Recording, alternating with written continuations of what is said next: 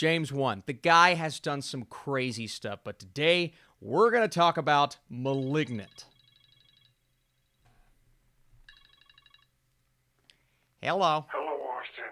I'm about to make your life completely miserable.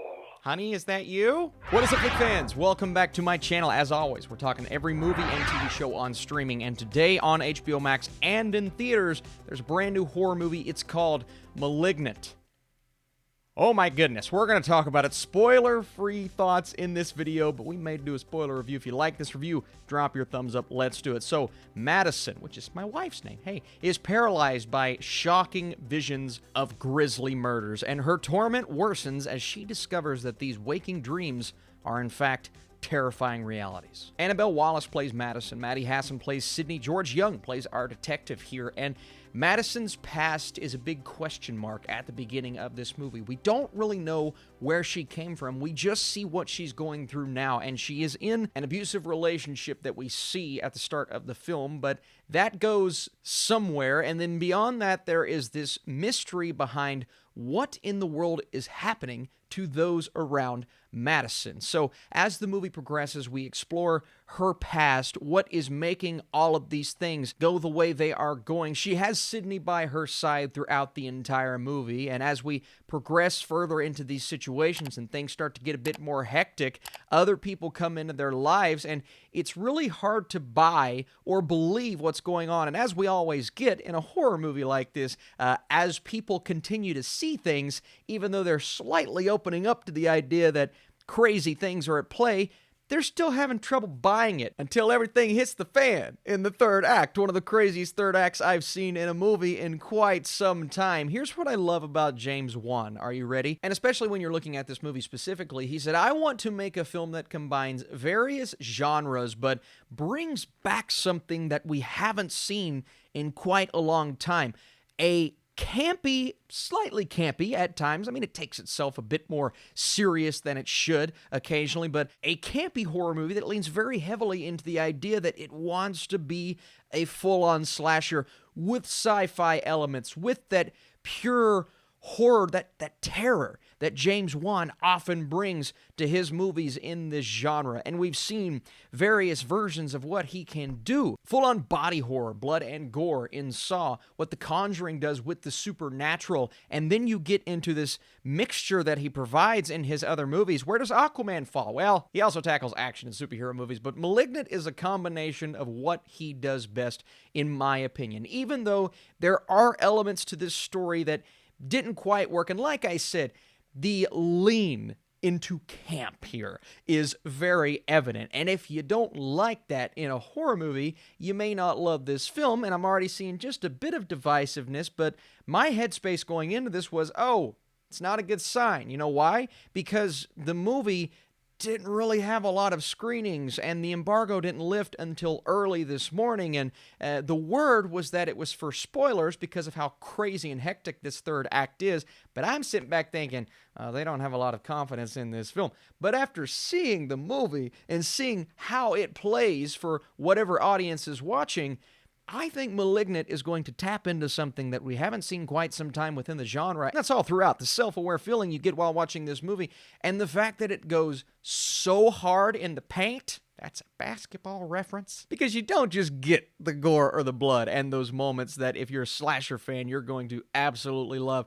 You get full-on terror. And I mean body horror, action, even a chase scene in there. The idea that something is wrong with this girl, and we don't know what it is. And if you're trying to make predictions in the first act of this movie, I don't know what to tell you. If you can predict what's going to happen in that third act, well, kudos, right? You could probably predict how crazy it gets, but in terms of where the story goes, and again, I don't want to even get close to that right now because it was so unexpected for me. I want it to be unexpected for you, but we get so much in that third act that may be too much for some, was not too much for me. I love a movie that leans into it, and it absolutely leans into it. Austin, how is the atmosphere? Because I think that's very important. Tonally, you have to nail the look and feel to a film like this, and I believe it absolutely works. I love the score. It's outstanding, and how those subtle music cues come in at the end of almost almost every scene, it feels like, but it kind of works. And then the way that the visuals amplify the narrative, not only the visuals, right? Great color correction, as James Wan always does within his films,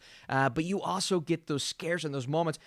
There are cheap jump scares, all right, for sure, and they're in there, but they're not done in a way, just like Insidious, just like Conjuring. I mean, the guy knows how to do it. They're not done in a way that takes you out of the film. If one doesn't work, sure, we're going to get one in 30 seconds that maybe does work, but it's not necessarily that kind of film. Sure, it's supernatural, and at times it does feel like a sci-fi-esque movie, but I'm going to make two director comparisons here, right? It's clearly a James Wan film, but you can also feel a little bit of J.J. Abrams when it comes to the sci-fi elements of this movie. You can also feel Sam Raimi. I'm talking classic Sam Raimi, Evil Dead Sam Raimi, whether it be the practical effects in that third act, which just, I mean, they're absolutely brilliant, but also the scares that you could look at in a way that kind of makes you giggle. Like, I don't know if this is kind of awkward, but if I'm having a good time because it's making me uncomfortable, but if this movie makes you uncomfortable like it did me at times, I believe it's doing its job. And none of it comes across as cringeworthy. I mean, and I'll go ahead and get into my issues. I did have a couple of problems with a few of the side performances.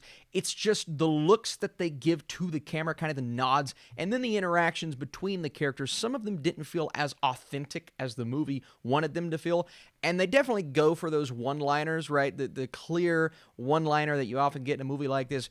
Every now and then it doesn't land. Every now and then it's almost like a wink and a nod at the camera that I'm just sitting back going, okay, can we just get to the next thing, right? So that's definitely present. But at the same time, if you're giving us this throwback, slightly campy horror film that goes completely off the rails in the third act, but in a way that's really entertaining and just bombastically crazy, and I also just love a good original idea. And while Malignant, I mean, it throws a lot at us, and sometimes it's throwing too much at us, I can honestly say it's more original than any other horror movie I've seen this year. Not only this year, but in quite a while. Whether it works for you or not, originality is not in question here. And it's early. I have no clue what the reviews are right now, but I feel like this is going to be one that I look back at the end of the year and I say, this one was slept on by a large chunk of people. Again, I understand why it may be much for some, but this is what I'm looking for in a horror film, right? I'm looking for originality. I'm looking for something that I can sit back and say, I had a great time watching it.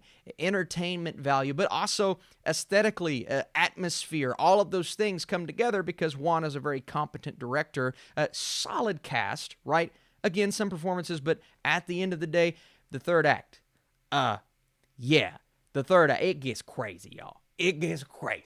But I want to know, is this the kind of horror movie that you respond to? Are you a fan of James Wan? If you would like to see a James Wan tier list, I'm considering doing that this weekend. Drop your thumbs up to let me know. But as of now, Malignant embraces its wild premise in a way that feels authentic, genuine, and most importantly, terrifying. My score for this movie is an 80%. I'm going fairly high with this one. I just had too much fun with this movie, as wild as it gets, and combining all of these different genres. Again, it may be a little much at times, absolutely, but I can't sit back and say I knew what was going to happen. I just can't do it. So thank you guys so much for watching this movie. James Wan bringing us a horror movie that I knew nothing about 2 days ago. So this is going to be interesting. And are you watching it in theaters or on HBO Max? I'll see you guys soon.